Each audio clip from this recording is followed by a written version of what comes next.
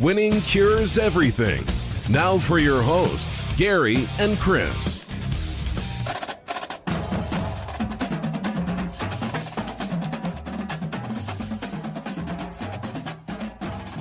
Welcome in, Winning Cures Everything. It is the Thursday, May 12th edition of the show. I'm Gary. I'm Chris. And we had some technical difficulties to begin today's show. Of course, that would make sense because I thought I'd be able to get in here and get it rolling fairly quickly.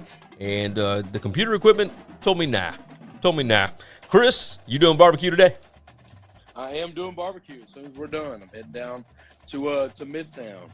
Well, I can get down with that. I believe I'll be out there tomorrow, on Friday. That is depending upon whether or not it rains, of course, because there's supposed to be. Tomorrow.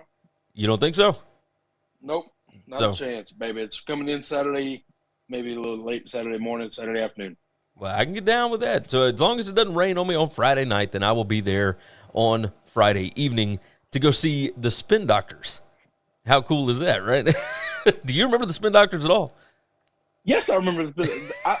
Listen, the Spin Doctors are on my playlist. I listen to all the time. I love the Spin Doctors. My little brother and I had a tape when we were 9, 10, somewhere around there, and we used to. We wore that thing out. I bet that tape melted in the tape player. I mean, it was Jimmy Olsen's Blues and Little Miss Can't Be Wrong and all that. Oh, we were all over it. We love that stuff. So yeah, we will probably be there on Friday night. So long as, things don't get hairy. I know there's like a 70% chance of thunderstorms, but I'm like Tomorrow? You. That's what it said. said. Looking at the weather right. It said on Friday night. Friday night. I looked at it this morning. But we'll see. I'm sure people want to listen to us talk about the weather, right? We got a lot to discuss. Of course, today we are discussing the MAC West, but we do have two orders of business to discuss before we get there.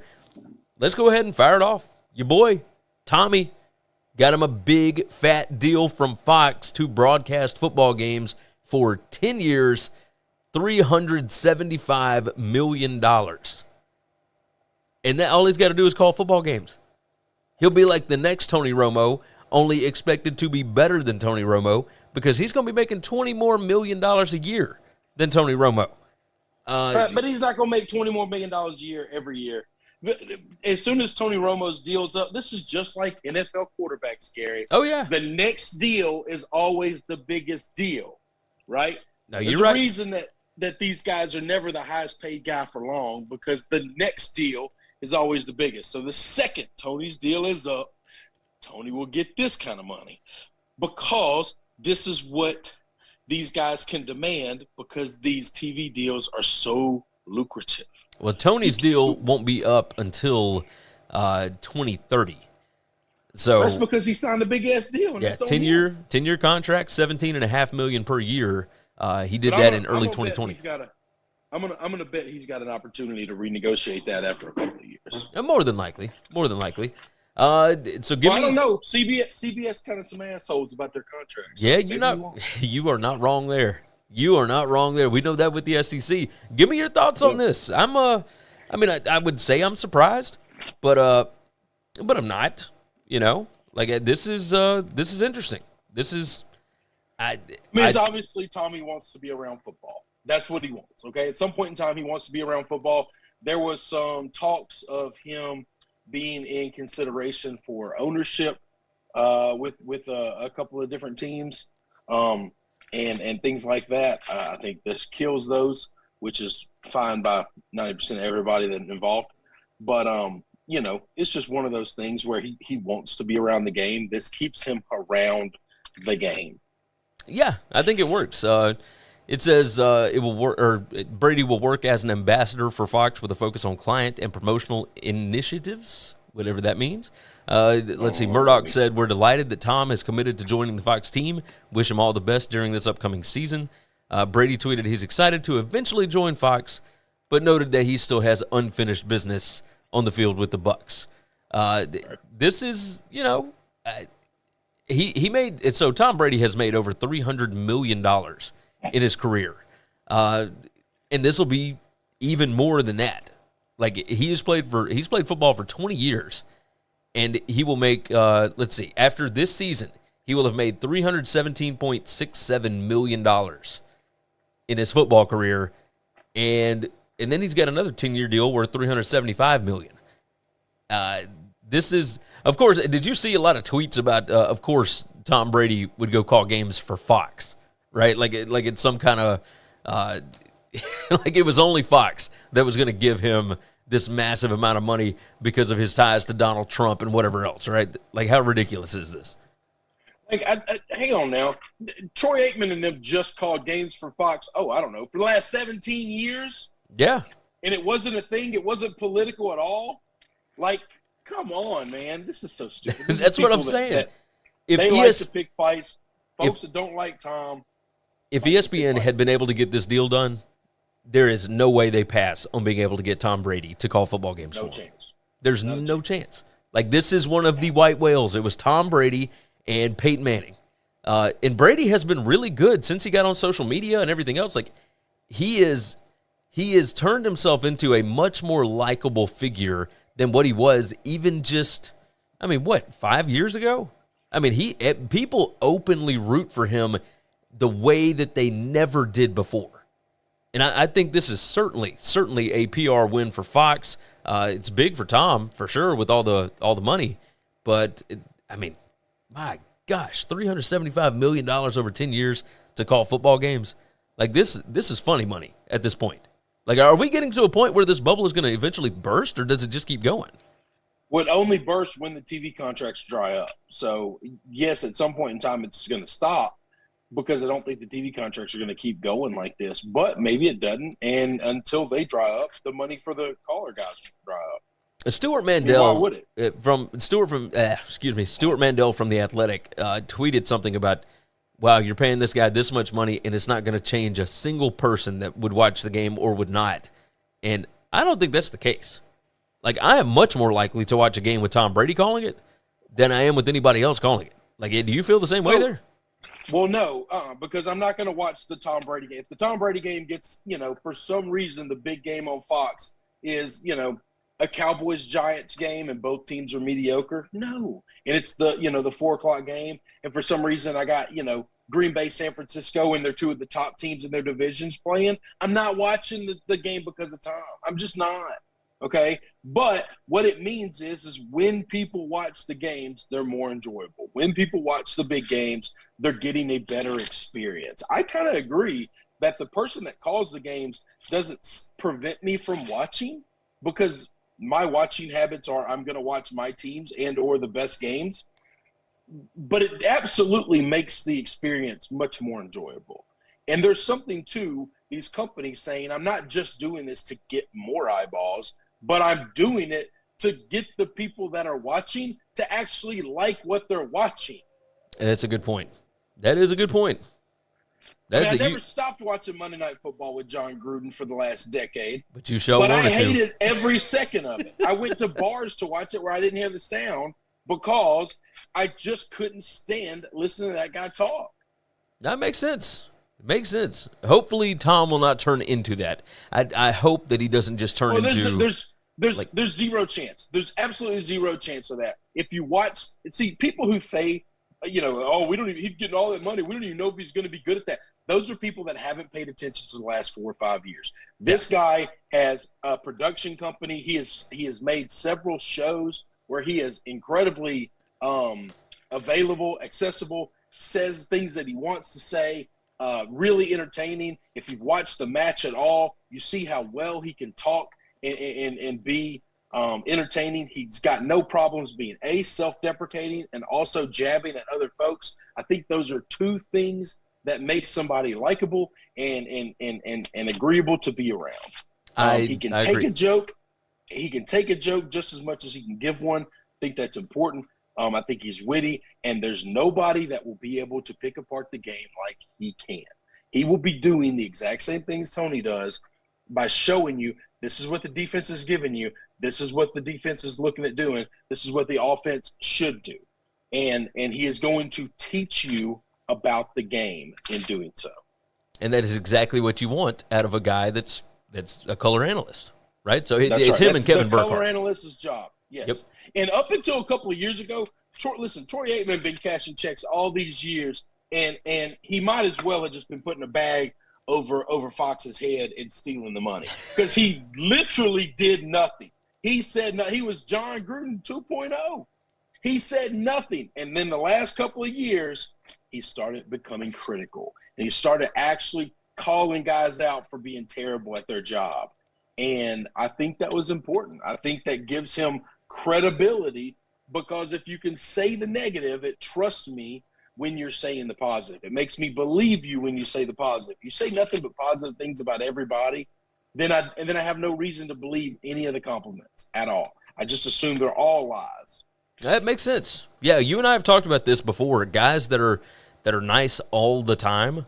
All the time. Kind of, there's something to that. Maybe not all of it is true, and you don't know what's a lie and what's not, because it can't all be true. No, so, and some of this is like so I love Herb Street. I absolutely love Herb Street with college. But he has this problem. Like a couple of years ago, he just refused to be critical of Nebraska. Everybody in the country knew Nebraska was going to be mediocre to terrible. And he just wouldn't go on TV and say this team is not where they want to be, and I think it's going to be a struggling, trying year. And he came out and he used some weird cliche of, well, they can win the national championship this year. And holy shit, people took that and ran with it. Yeah, because the odds on all them you gotta went do bananas. They went bananas. And it's just one of those things where, like, come on, man. People listen to you. You have a responsibility to tell them the truth. And if I put a gun to your head and I hook some jumper cables up to your nipples, there's no chance on earth you're telling me you really believe they could win the national championship. Well, they weren't even competitive. I think this happened with Herb Street when his kids got old enough to actually play college football. And at that point, he didn't want anybody to say anything bad about his kids, so he didn't want to say anything bad about anybody else's. And I wonder if maybe that's part of it. You saying good things or bad things ain't going to stop anybody else from saying good things or bad things. All I want – and there's a nice way to do things, okay? Yeah. There's a polite way to do it, but you've got to call balls and strikes. You can't just call everything a strike. You just can't give everybody everything. Yeah. Everybody's not the greatest all the time. Because when you actually tell somebody they're great, and they are, it doesn't mean anything. Because you told the 9, other guys that are just average and mediocre the same thing. Yeah, that doesn't matter. Exactly. So the compliments don't matter. I don't think Tom will. Yeah, I don't think Tom will be that at all. I think he'll be personable. I don't know that he's going to go in there and murdering folks. Troy has kind of swung the other way. If you piss him off, or he don't like you, or he don't like your play, he got no problem now telling you that is garbage. I don't know that we're going to get that Tom, but I think we're going to get an honest, real Tom. I think so, if he too. sees something he don't like, I think he's going to call it out. But I also think we're going to get great stories. I think we're going to get unbelievable stories about the game, about guys playing in the game, about guys' dads that played in the game that he played with, or uncles that played with, because he's been in the damn league for 24 years. So I think it's going to be great. Now, I'm a Tom fan, but I've also watched him be great at all these other things. Like, True. Outside of Eli and Peyton, nobody else in the sports world, not just football, the sports world has been as good as him in SNL. And that's live bullets, man. That is live TV. That's true. You're not wrong. You were not wrong about that. Let's go ahead and move off of Brady. Let's move over to one of our favorite topics, the Memphis Tigers. The Liberty Bowl renovations are a go. Now, these have been rumored for quite some time, but it is, they are getting some massive, massive renovations done to the Simmons Bank Liberty Stadium. It is not the Liberty Bowl anymore. It is now Liberty Stadium. I've got the video pulled up here that is showing everything. And I'll read you through this. It said the game has changed and we evolved, and it's showing a bunch of the students and whatnot. It says be part of our future, and then it shows a redone Liberty Bowl Stadium, and it looks absolutely massive and epic and everything else. Of course, they've redone Tiger Lane already. They have redone a lot of things over there in that fairgrounds area. Have you been over there yet? Have you seen what all they're working on? I was there all day yesterday. I work in Midtown. What are you talking about? I drive by it every day. Well, I figured as much. They are working on this new sports and entertainment complex. They're going to make it a youth sports haven over there. The news here The Liberty Bowl, by the way, looked out of place with all of the new stuff that is going in. Everything else was new and redone and renovated, and the Liberty Bowl stadium, of course, was old, decrepit, it had a lot of issues, needed a lot of work. This thing says elements of the $150 to $200 million renovation with goal of completion prior to the 2025 season. Says transformation of the west side with innovative premium seating, hospitality experience within Halo space, family boxes, and student party deck.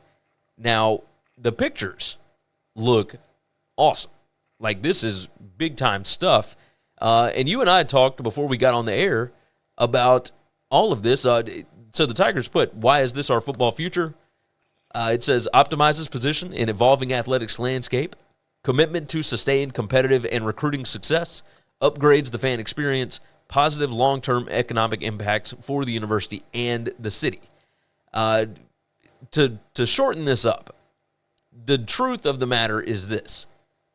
You said if they don't do this, they are not getting into the Big 12 whenever they decide to do it again.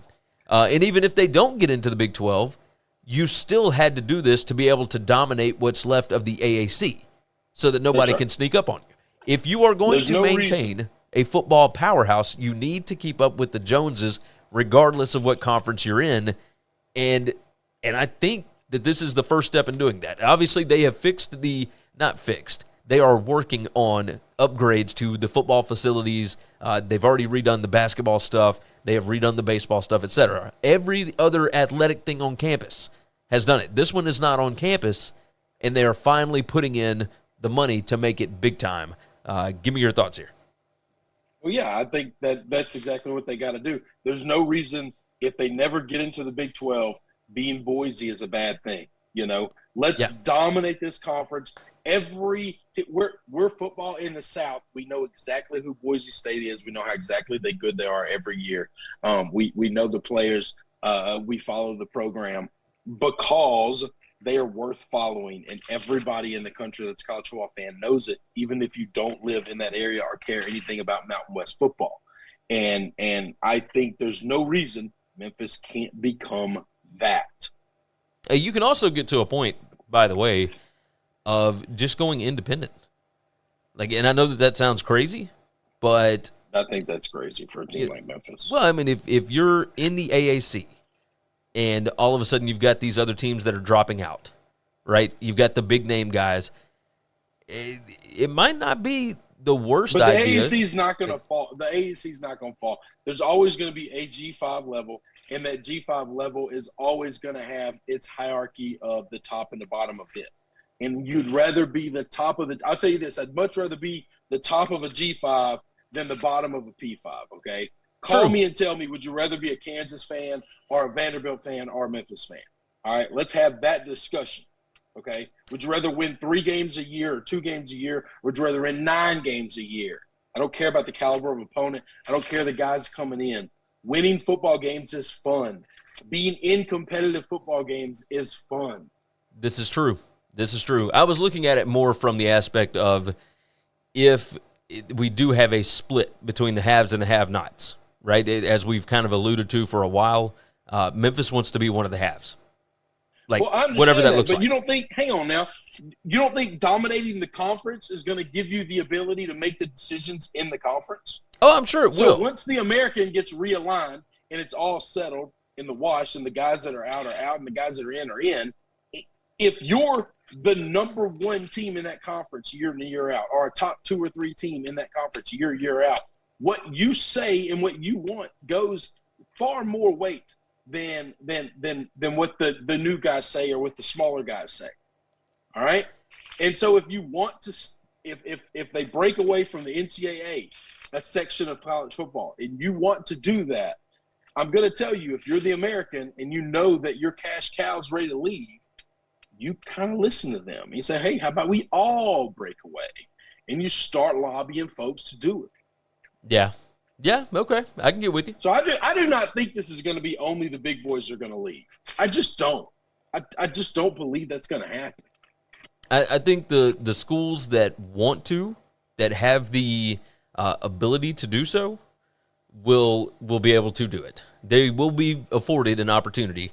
But I think a lot of them are going to have the ability to do it. I don't think it's just your Alabamas and your Georgias and your Ohio States. It's not just going to be the biggest schools in the country. No, I agree. There's a lot of these little programs. UAB has put a shitload of money into football. UAB is going to want to compete with the best of everybody. No, I tend to agree with that. We shall see. The photos look absolutely magnificent. I mean, it's really good stuff. So we'll see what it ends up looking like. My question is what are they going to do while they're doing it? And I guess they're going to have to do this in phases because it's not like they got another facility they can go play at for a couple of years. They can go over to Central High School, I guess. Oh, Lord. Surely they're not going to do that. No, I would imagine they'll do it in phases and they'll work on it in the off season. But it is a renovation. It is not just tear down and start over. So, you may not have the entire stadium available at all times, but maybe that's okay. I mean, who knows? We'll see how they do it. It could be interesting. Let me go on and get these ad reads out of the way. Podcast. Go on and check it out over on YouTube or whatever your favorite podcast app is. You can always find everything you need to know about us over at winningcureseverything.com. Leave a 5-star review on Apple Podcast and leave a written review there as well. Spotify now lets you leave reviews, and we have got several of them. Thank you to all of you that have already put out 5-star reviews. We certainly appreciate it. Go ahead and do that if you have not. We would like to continue climbing in those Spotify rankings, which, by the way, Chris, I haven't told you this, Spotify has overtaken Apple as our most listened to app, which I never thought I'd see the day, but a lot of people using Spotify now. Really, really interesting. Yeah. YouTube. Everybody's rolling in on YouTube. Y'all keep doing the YouTube thing. We appreciate that. Jump into the comments. Jump into the chat. We appreciate that. We want to hear your opinions on all of these teams, all of these different topics that we hit. We would appreciate that. And, of course, you can always find us on Twitter. I am at GaryWCE. Chris is at Chris B. Giannini. And the show is at Winning Cures. DMs are open. Or you can just tweet us in public, whatever. I get a lot of DMs for whatever reason. But you guys can also just put that stuff out there publicly, and I'll answer it. Whatever. Same with Chris. We do the same thing. If you want to see more of me, you can find me over at BetUSTV.com. I have got a ton of content coming up. We're doing a show on the French Open, like betting strategies for tennis next week. We are doing the Preakness Stakes. We are doing, oh, God. They're starting a boxing show with TJ and Dan Raphael. I'm pretty excited about this, and I'll be talking about some of that as well over there. So go to BetUSTV.com and check it out. Chris, it is time, my friend. We are going to jump into the MAC West 2022 college football previews, and we talked about this the other day. The MAC East was a little bit, not, we don't expect a lot from them. How's that? The MAC West, however, this is the stronger side of the conference. This is the teams. How about this? Every single team in the MAC West last year went at least 4-4 in the conference, and the champion only went 6-2. So this is a strong, strong division. Chris, we're going to start off with the Northern Illinois Huskies. But before we do that, give me initial thoughts on the MAC West. You agree with me this is a much stronger side of the conference? Well, it's a much stronger side of the conference, but at the end of the day, because of the non-con schedule that all these teams have, and because I think these guys are going to cannibalize each other, I just don't have anybody great. I think everybody's coming out of here with multiple losses. Okay, I could see that. I do think now I've got one team that I'm really high on. I'm looking at it and I'm like, I might have gone a little overboard on this, but we'll figure it out. We will figure all this out. Let's start off with Northern Illinois. The Huskies. I could not have been more wrong about this team last year. Thomas Hammock is the coach. They went 9-5, lost the bowl game. It was a weird ending to the season against Coastal Carolina. They went 6-2 in conference. Returning production, number 2 in the country, 87%. They return 88% of their offensive production. They return 85% of their defensive production. And yet, if you look at their roster strength, they are still number 104 in the country. There's not a ton of talent. They did have some pretty big losses here. The wide receiver, Richie, linebacker, Lance DeVoe Jr., the running back, Javion Ducker, or Jay Ducker, has transferred over to Memphis. You lost the big-time punter that was able to kind of flip the field position there. Their short yardage back, Clint Radkovich, is gone. And then their center, Braden Patillon.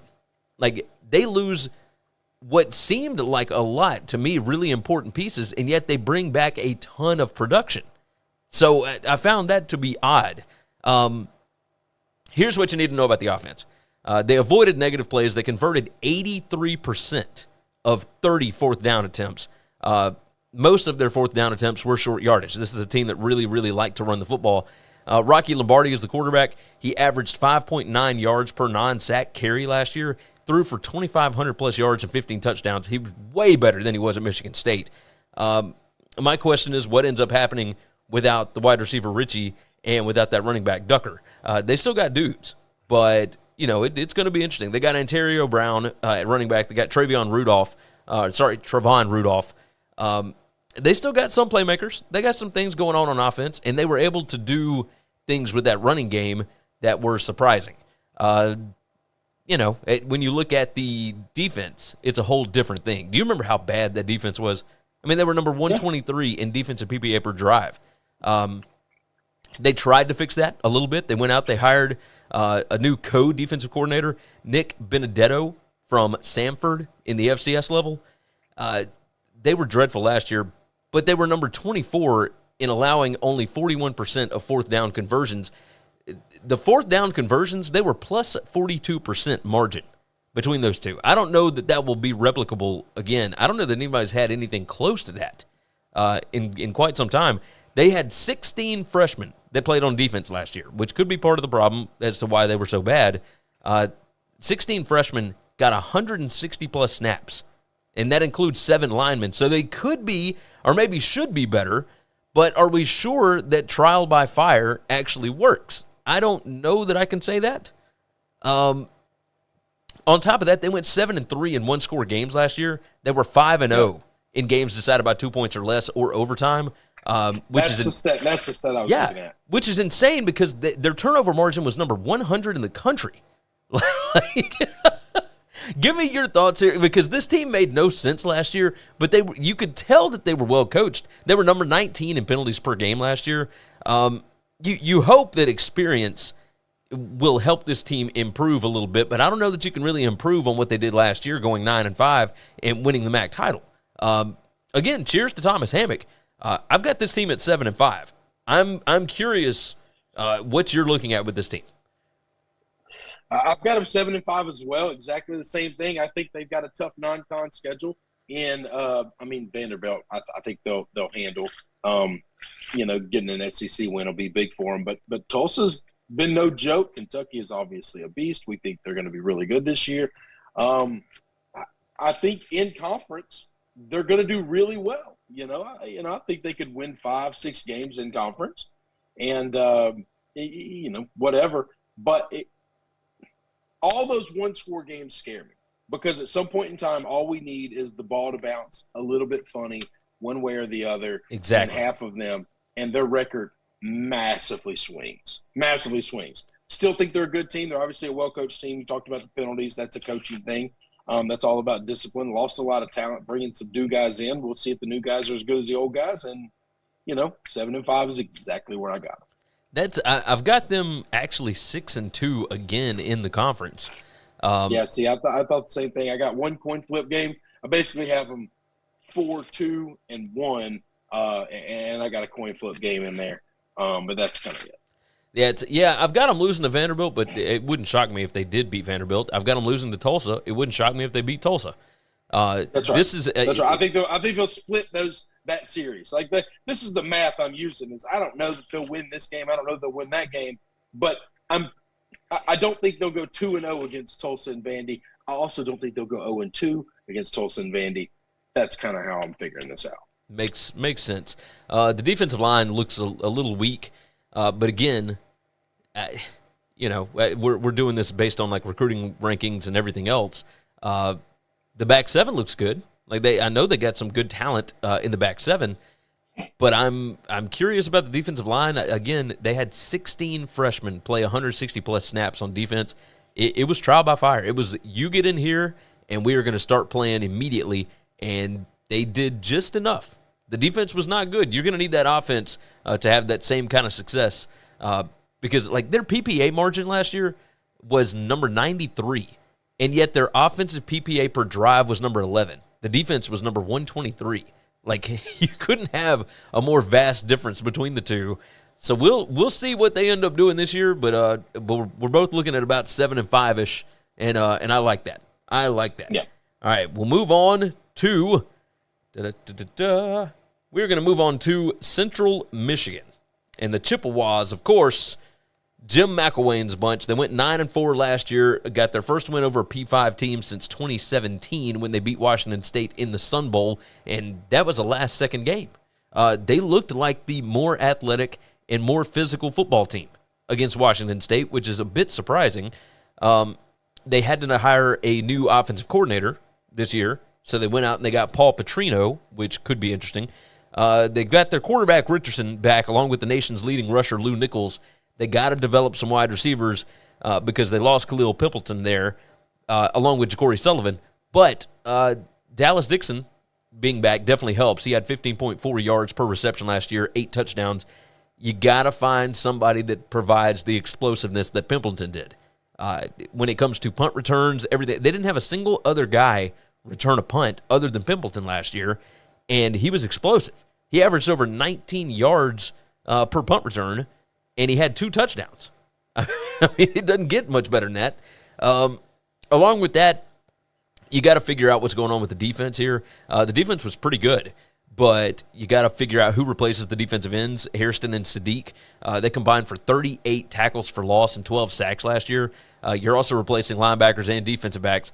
Their roster strength right now is number 124 in the country, which is not great. The offense is number 65. That's pretty good. It's high up in the MAC. I think they're going to be fine. They won 7 of 8 down the stretch in 21, including that Sun Bowl win. They went 4-1 in one-possession games. You got to figure, can they replicate that? Because that's going to be interesting. Can the new guys limit explosive plays more than they did last year? I don't know. They were number 78 in defensive explosive rate. And that's going to be, I don't know. That's tough. They do return defensive end Thomas and Coombe, and they do return defensive tackle Jacques Bristol. So this is a team that, you lost. Hey, by the way, they did lose a second-round offensive tackle, Bernard Raymond.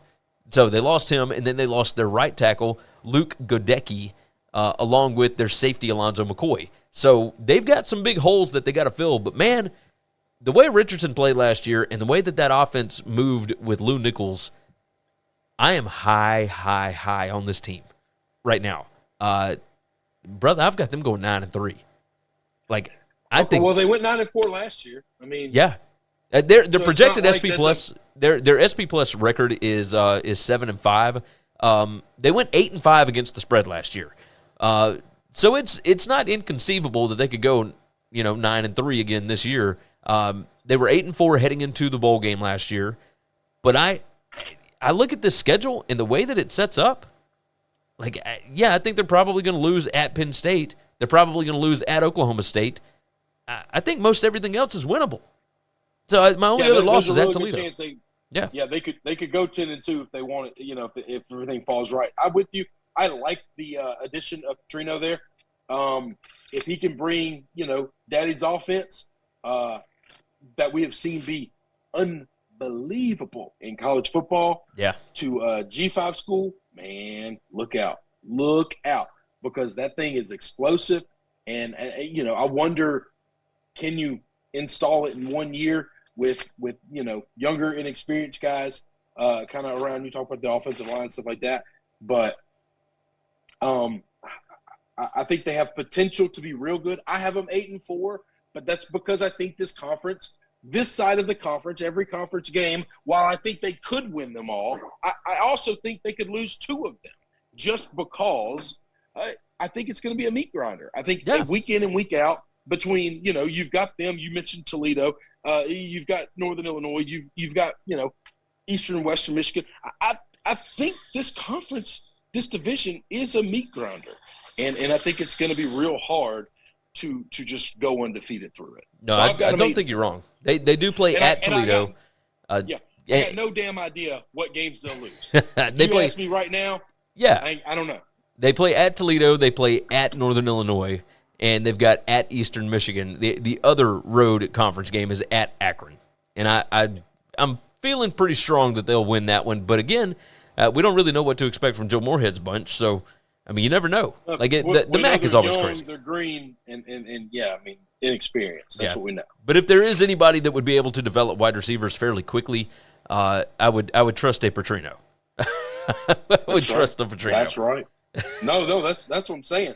That offense has potential to be really good. Real on fire. And maybe not this year. That might be putting the cart before the horse. I don't know. If they can hang on to them, they can build. With Lou Nichols and you got good gracious, Daniel Richardson, the quarterback back. Like, you got experience at the points where, it really matters. You got some leaders on this team. They got a strong shot to be really good this year. Really good. Now here's the other thing. That's a lot of hope that he might be his daddy. And we have seen many a times guys aren't nearly as successful as their daddies. So let's true. Just understand. Well, his brother. I'm sorry, brother. I'm so sorry. Yeah. No, but not everybody is the same as their family. No, you're not wrong. You were not wrong there. Just because one guy's real successful doesn't mean the other's going to be. But the potential is there. It certainly is. We will move on to the Toledo Rockets. And Jason Candle has continued to underwhelm year after year after year. They went 7-6 last year. They were 8-5 against the spread. They went 5-3 in the conference. Had some big losses, like some borderline NFL guys. Linebacker Jonathan Jones, cornerback Samuel Womack, their center Bryce Harris is gone, wide receiver Bryce Mitchell, the safety Tyson Anderson, cornerback Justin Clark, and the safety Saeed Holt are both out. This is a team that always has talent, right? And most of the talent this year is on defense. They're number 43 in roster strength. They're overall number 81 because the offense is number 101. They do have, looking at the offense, quarterback Daquan Finn was a freshman last year and played really, really well. 18 touchdowns, only 2 interceptions. But the offense was 97th in third down conversions and 99th on fourth down conversions. You got to look at some of the transfers that they brought in. They brought in the running back Boone from Maryland and wide receiver Mikael Barkley from TCU. Could those guys provide a little more consistency on offense? Possibly. They had a 55-45 rushing to pass balance last year. I wonder if that stays the same this year because they ran a lot, but if they trust the quarterback a little more this year, that might open that thing up. That's what Jason Candle kind of was known for a little bit. Their projected SP Plus record is 9-3. But, again, they always underperform their SP Plus record. Like, this is the best recruiting team in the MAC every single year. What drove me crazy, this team went 7-6, and yet they were number 7 in PPA margin last year. They should have been a lot better. A stat that drives me insane, they were number 13 in turnover margin, which is awesome. But they were dead last in the FBS in penalties per game. Like, that will kill you every time. Looking at the defense, they finished 14th in sack rate, 16th in overall havoc rate. The co-defensive coordinator, Craig Kuligowski, who used to be at Miami, he went to Alabama for a little bit. His hiring in 2020 has worked great. The front seven does look explosive again, but you got to figure out, like, can the D limit the big plays? They gave up 165 plays of 10-plus yards last year. They got big names. They got Devin Maddox back as a wide receiver. They got safety Nate Bauer in, defensive end Deshaun Johnson. You got to clean up the penalties. You got to get the passing game going a little more. The offensive roster strength is a little weak, But with Finn, again, in his second year, he should improve that 57.6% completion percentage. They were 1-7 in one-score games in the last 2 seasons, and their kicker, Thomas Kluge, was only 14 out of 24 on field goals. You got to improve special teams. You got to get better in the margins in order to be able to have one of those 9-3 seasons like they're predicting. I think this team's going to be good. I mean, they've got an easy enough schedule. I say easy enough. I mean, we know this side of the conference is a little bit stronger. But they're non-conference. They've got LIU, UMass, at Ohio State, and at San Diego State. They should get at least 2 of those. They could compete with San Diego State. So, I mean, if you think this team's better than we think? I've got them losing to San Diego State. I've got them 8-4. So, okay, you know, all right. I'm a little bit more pessimistic, I guess, about all these teams. I think I'm 1 game behind you on all of them. I've got them. Okay. I've got them 7-5. 7-5. Okay. That's well. You had excuse me, NIU at 75 too, right? Yes, Northern Illinois. Okay. Yes, oh, you had them 75 also? Yeah. So we're about the same. So I had Central Michigan at 9-3. You had them at 8-4. But you like Toledo at 7-5. 7-5 also. So yeah, I've got them 8-4. I think I don't have them quite where SP Plus has them projected, which is Bill Conley's metric. But I do think, I will tell you this. I think Western Michigan is going to drop off this year. Ball State is going to drop off quite a bit. They should be able to handle Bowling Green. At Eastern Michigan could be a little tricky, but that's maybe only because I trust Chris Creighton. We'll talk about them in a minute. The other side of the conference, they got Buffalo, Bowling Green, and who am I missing? Kent State. So, they get Kent State at home. I think the schedule sets up for them to have a pretty decent year. They could certainly win the MAC this year. But they could do that every year. So we'll just have to see. We'll see what they do. What do you think do you think Jason Candle, there was talk in the offseason that he was being kind of recruited to take the Miami offensive coordinator job. Do you think that would have been a smart idea for him? No. With the way that things have gone until it would have been a raise for sure, but the way that things have gone, it not to be cliche, but the candle is kind of burning out on Jason Candle a little bit. You remember how much hype there was for him after what's the Iowa State coach's name? I just went blank. Matt Campbell. After Matt Campbell left. Campbell? Yeah. Yeah. So once he left Toledo, because he did a great job at Toledo, Jason Candle came in, had a really good first year, and everybody thought, oh, this is the next one. This is the next guy. And it has not been that at all. Yeah, but hang on. That Miami OC job, that job equivalent will always be there. There'll be 9 Power 5 jobs looking for OCs all the time. Okay? So that's not anything where you got to run and jump at. If you don't take it now, that job's never coming to you. Okay? He can always go and do that. So. Yeah, that's a good point. Even if you get fired, you'll still have a job. Yep. That's okay. I guess that makes sense. If you think he's good enough of a play caller and an offensive developer, then somebody will hire him. That's true. I was looking at it as maybe a chance to take that job, and then that can get you a P5 job quicker than. Well, but the problem is because you got to look at the resume, man. If you're going to hire him for a P5 job, but he wasn't successful at Toledo, and the guy before him was successful at Toledo, and that guy is now moderately successful at P5, why would you take a chance on the guy that wasn't successful at the Toledo job and then was an OC at a big boy school that might be ramping up? How much of that is his talent and how much of that is him? Okay. I think those questions are always going to be there. They're just always going to be there to try to get him a Power 5 job. But there's nothing wrong with if you can't be great at Toledo in 3 or 4 years and you end up an OC at one of these monster schools with huge budgets and you make a gang of money, okay, that's a great living. Why do you have to be the head coach? There's only so many of those big boy jobs out there. That's a valid point. You do have a valid point there. We will move on to the Ball State Cardinals. Write my time down here. Ball State. Last year, everybody thought was going to be a big, big season for the Cardinals and head coach Mike New. But the truth of the matter is, they went 6-7. They were lucky to make a bowl game. They went 4-4 in conference. But last year, they were number one in returning production from a team that went 7-1 in the COVID shortened season. Like, they played really, really well, and then last year just did not turn out the way that anybody expected it to. They lost their quarterback, Drew Plitt. They lost the wide receiver, like a long-time star wide receiver, Justin Hall. Safety Bryce Cosby is gone. Both linebackers, Thomas and Albright, are gone. The right guard, Curtis Blackwell, out of here. This is not good. Like, they are number 127 in the country in returning production.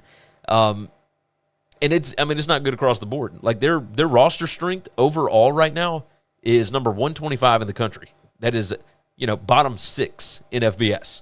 Definitely not good. They do have, some guys that are sturdy. You got wide receiver Johannes Tyler. They got running back Carson Steele, linebacker Clayton Cole, cornerback Amici Uzodinma the second. They have a lot of efficient pieces on offense. And their new quarterback, John Paddock, has at least played some snaps. He got 48 snaps last year. But there's no proven playmakers on offense. Now, can you develop some? Absolutely. They were insanely balanced last year. Like this, I looked at this. They had 444 rushes last year to 440 passes. So they were 50-50 rushing and passing. But they only averaged 4.98 yards per play. That was number 113 in the FBS. You got to improve consistency. You got to be more explosive on offense. And then the defense. I mean, it does not get better on that side. They lost 6 of 8 snap leaders at linebacker. Their top 3 defensive backs are gone. 2 of their top 3 offensive linemen are gone. They only brought in 2 defensive transfers. So this will certainly be a youth movement, which New has done, and it capped off with that 2020 season that was 7-1, ended up winning the bowl game. It was great, but is Ball State just going to be one of those teams that has to rebuild, and then every 4 years they get a chance to compete for the conference title?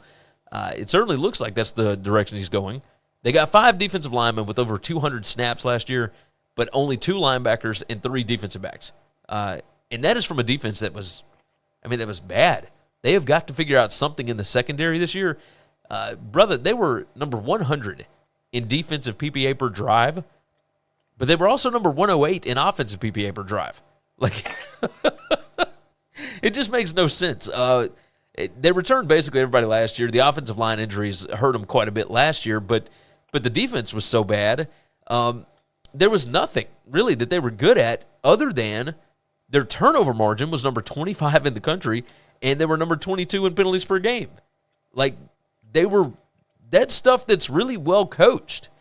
So they're a well-coached team, I guess, fundamentally, but without real playmakers, I don't know that I expect any kind of improvement. They went 6-7 last year and lost the bowl game. I've got them at 4-8, and I think that might be generous. Like, where are you looking for this team? All right, so we differ a little bit here too. I've got them 5-6, one game better than you. How'd you get to 4-8? Oh, I guess at 5-7. Yeah, 5-7. Yeah. For somehow I didn't count a loss somewhere. I got them 5-7. And I don't think they're going to be great, but I think that's a little over market correction. Like last year, we thought they would be world beaters and win this conference, and this year, like, there's a world where 5-7 could be the worst team in this division. But I don't know that it's just going to swing that far. I think at some point in time they're going to level out. They're going to find a way to win a couple of ball games that we're not expecting, but some of that's because I think all these teams are capable of dropping a game, winning a game. Like, I just don't see anybody as a juggernaut here. I mean, you're not wrong there. You're not wrong on that. I looked at their schedule. They play – these are their road conference games. At Central Michigan, at Kent State, at Toledo, at Miami of Ohio. And then you've still got Western Michigan at home, which, Western Michigan is losing a lot, but I still think they've got a better roster than Ball State. They got to play at Tennessee. They've got at Georgia Southern, which I've actually got as a win for them because it's early enough in the season. You got to play Northern Illinois at home. Like your other non-conference win that I believe is UConn and Murray State. Like, you got those. But, I mean, this is a rough stretch that they got to go on. You do get Eastern Michigan at home, and you get Ohio at home. So, could they win both of those? Absolutely. But I just, man, they lost so much last year, and I just have not. I guess where you and I differ is I don't put that much weight on home field advantage for all these teams. I've seen way too many of these teams. It's not like 100,000 strong are going to be out here. You're not wrong. I just don't think the fact that they're just going to lose all their road games, like their only possible wins are home games. That doesn't make any sense to me because I watch it happen every year. That's okay. I can get with you. It's not so much the road home stuff. It is, man, it was already pretty difficult anyway going against those teams that are a lot more stacked than this roster. And then you put in that added element of, then you got to travel. Hang on. But that's what you think those rosters are more stacked. Just like we thought Ball State was stacked last year. But we don't know. We don't know until they start playing. Yeah, no, you're correct. You're correct. We whiffed on Ball State quite a bit last year. I think I had them going 8-4, and they went 6-6, but still not quite up to expectation last season. They were not good across the board any of the stats. So I'm one game different than you, but I would bet that I would have, if I had to bet right now, I bet they would be more likely to go 6-6 than 4-8. Like I think they'd win one more game than I think they would over lose a game than I think they would. So you a big believer in Mike New, huh? I don't know that that's a big believer though. Like 6-6 is not a big believer in anybody. 6-6 in a MAC team. Come on, what is that a believer in? That's a believer in every team is the exact same. So they'll basically all end up 6-6. But I've said that. Like they're not all going to end up 6-6. But I think at best a team is going to win 2 games more than they lose in this situation in this division. I don't see anybody being 3 or 4 games better than everybody else. On this side of the ball. It's a valid point. It is a valid point. Let's jump into Eastern Michigan. We got 2 more that we got to knock out here. The Eastern Michigan Eagles. And you know how much I love Chris Creighton. Went 7-6 last year, which was really good. Really good for them. Went 4-4 in the conference. They were 5-8 against the spread. They had some really unlikely wins. Just random stuff, Western Michigan, everything else, where they were winning games by like 1 point here. Creighton is the offensive coordinator too here. So if the offense was good, it played well on him. Ben Bryant, the quarterback, transferred back over to Cincinnati, and they brought in Taylor Powell from Troy to be the new quarterback. Can he be as good or efficient as Bryant? I don't know. That's a lot to ask.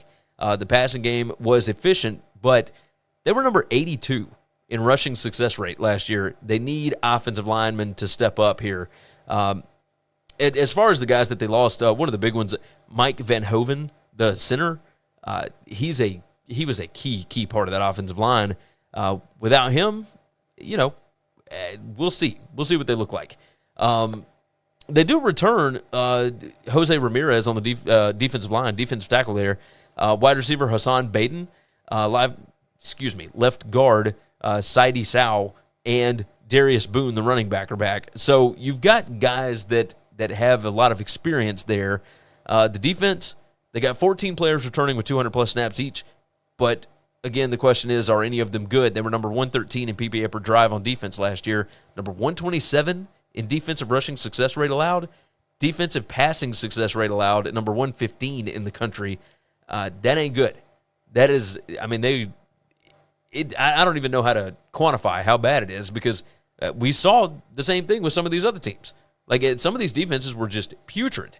And they just gave up explosive plays all the time, et cetera, except for these guys. They were number 15 in explosive play rate, which was crazy. My question here is, has Creighton already peaked as the coach? Now, they've made 4 bowl games since 2016, Before he showed up, the last winning season was in 1994, and they had only made 2 bowl games in their existence. This is a really, really difficult job. The roster is always bottom 30 nationally, but as far as team strength with experience and everything else tied in, they're 6th in the MAC this year. If you can keep the offense rolling, that's one thing, but the defense still has to be better.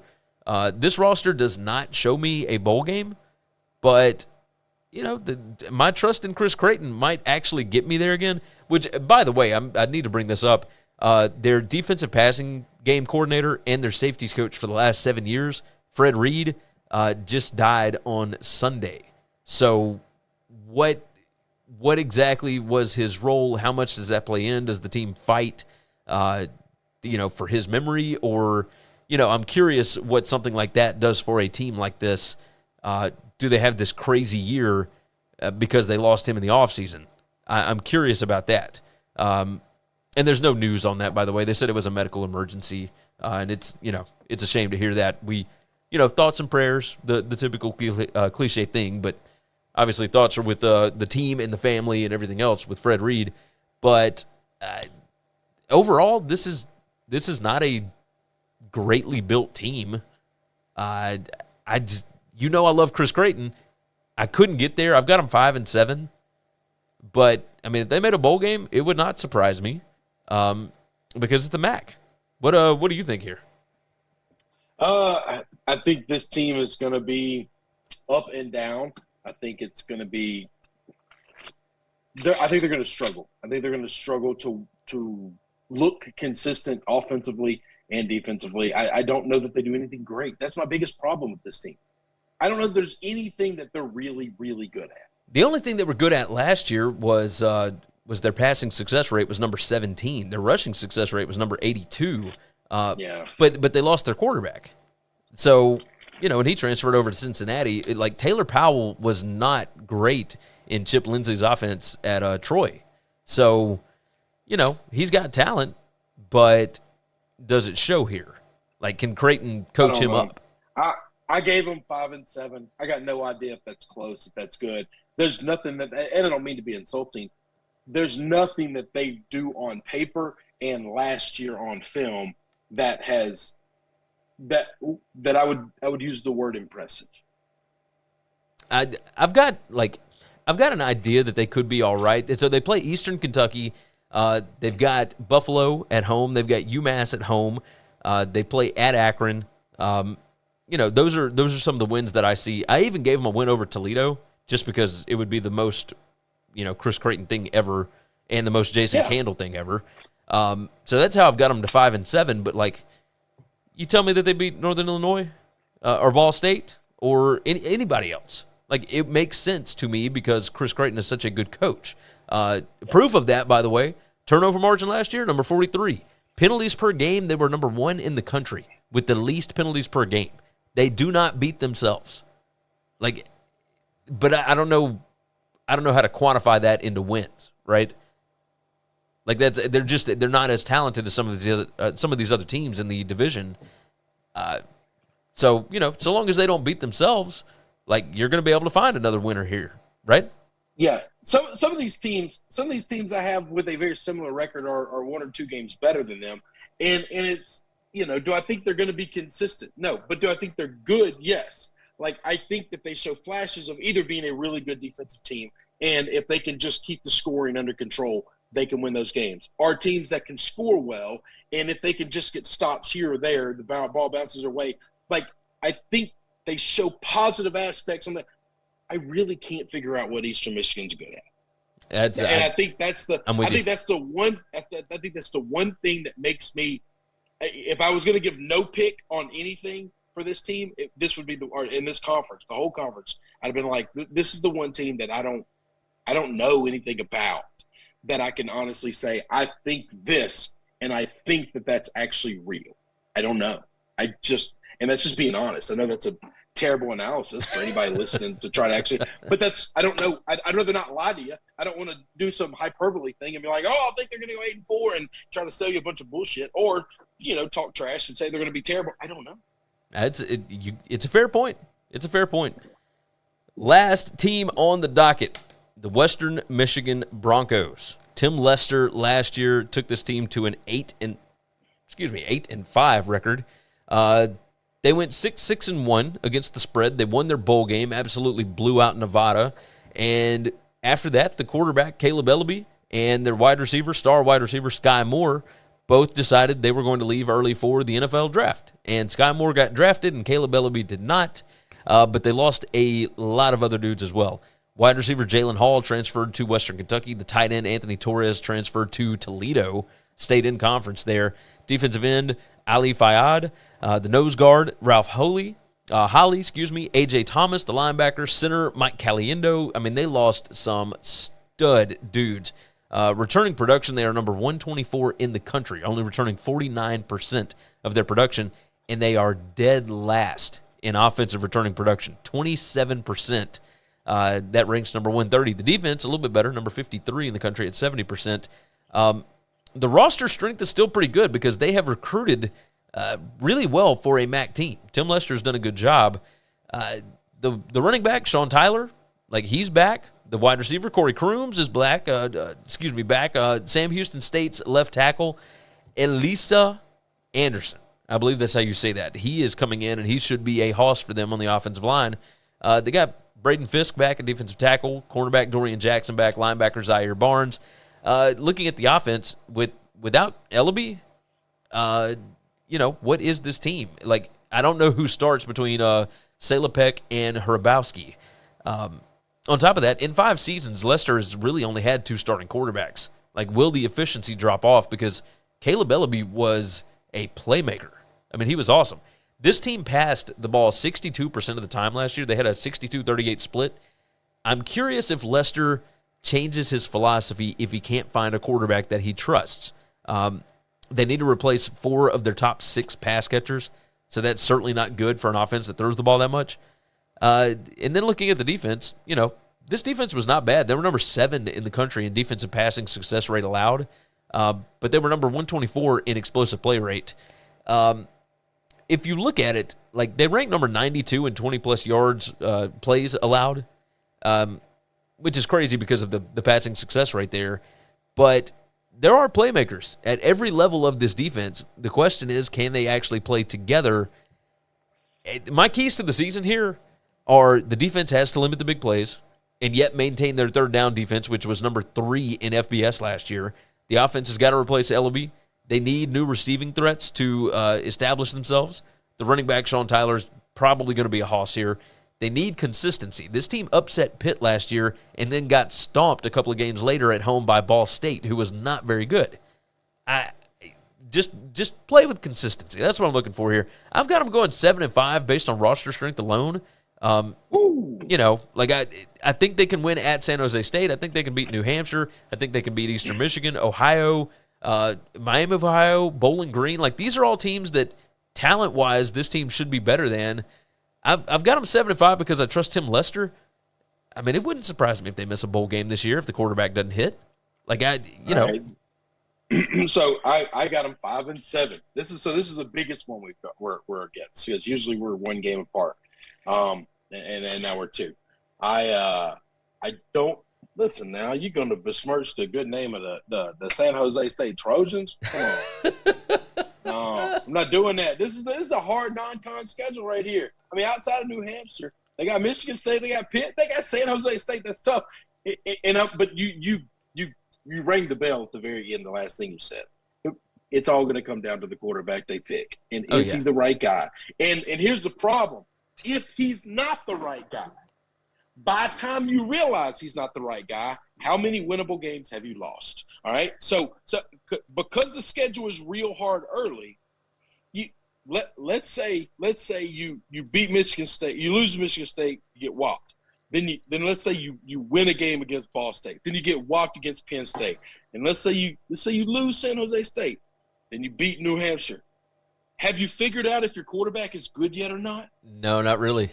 Not really. You got an idea, but you're not gonna. Yeah, but when you're playing these real good teams and or these really bad teams, you're not gonna be able to judge your guy. You're just not. If I was in a quarterback battle, I would be going to my AD and I'd be telling them, look, I don't want stars and scrubs at the first half of the schedule for non-cons, okay? I know we got a bunch of pay-for-wins. These big boys are going to cut us a check to kick the shit out of us. But I can't be playing New Hampshire. I need to find a team, and I guess San Jose will be your best test, right? That's your most even playing field that you're going to find probably. Well, and Ball State, I guess. You get Ball State second game of the season. But, like, you're right about that. I just feel like if you get it wrong, it could go real south real fast. Because by the time you're making the change, you could be 4 losses into the season already. Yeah. And you got half the season left. And then you got to hope the next guy, picks up the offense, or what if you were right all along and the next guy's worse than the first guy? And you just don't know. When you have an unknown, like a low star, know enough about these guys until they see live bullets, until you get them on the field and you start getting them against live competition. You just can't practice this. It's just not possible to find out in practice. Yeah, what you hope for is that one of them establishes themselves in fall camp. Early. Yeah. Real early. Yeah, I'm talking dominates. And you never want this, but you kind of want the other guy, if he's not going to be the dude, to kind of fall to pieces. Because you just don't want the question mark.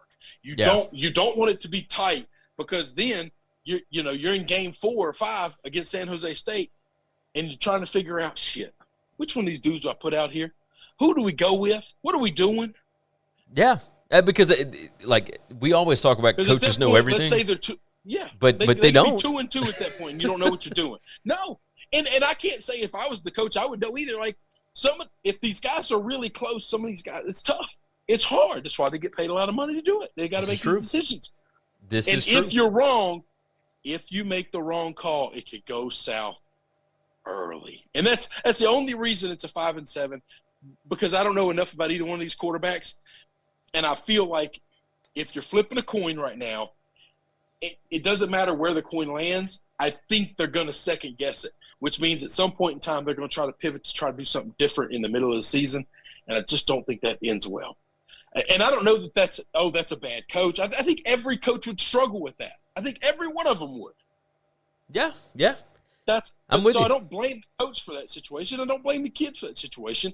It's just a situation where you just want to have a listen, my team, my LSU football team is dealing with this right now. I think you got 3 guys that are going to be neck and neck all the way up. And if Brian Kelly makes the wrong call on the wrong dude, the season could be over by week 5. I mean, it could be over by like week 3. Well, yeah, I guess you're right if you're talking about trying to win a national championship, because you lose 2 games at the ball game. But, like, that's the thing that you got to deal with when you've got a quarterback battle. You got a school like Ole Miss, they brought in a transfer, they know who their guy is. He ain't competing with anybody, okay? They can say all the camp stuff they want to say about, this other guy is looking good. That's all bullshit, okay? The big 5-star kid that got transferred in, he's going to start, he's going to play. That's the end of the story. Like, they know who their quarterback is. I'd rather have that than a quarterback battle. True. By the way, let me correct you on something. San Jose State is the Spartans, not the Trojans. Apparently, they frown on the Trojans. I'm sure. Just in case there's any San Jose State fans. That's on me. That's just on me. It is all good. All right. Hey, listen, we've talked San Jose State more than any college football podcast in the country. I think you're right. Name on that. I think you're right. I'll put my name on that. We talked a lot, especially. I just got that wrong. Especially with Nick Starkel at quarterback, right? Like, we talked quite a bit about them 2 years ago and last year. Now they kind of fell to pieces. Couple of years, we've won some money on them. Now you got that right. You have got that right, brother. Is there anything else that you want to talk about? Nope, I'm done. All right, let's go ahead and get out of here. You guys take care of yourselves, take care of each other, and hopefully all of you tickets cash this week. Thanks for checking out Winning Cures Everything. If you want to keep up with us, hit subscribe on YouTube or your favorite podcast app. Visit the website at winningcureseverything.com, or you can like us on Facebook or follow us at Winning Cures, at Gary WCE, or at Chris B. Giannini on Twitter. Share out the show, leave a nice review, and make sure to comment and tweet.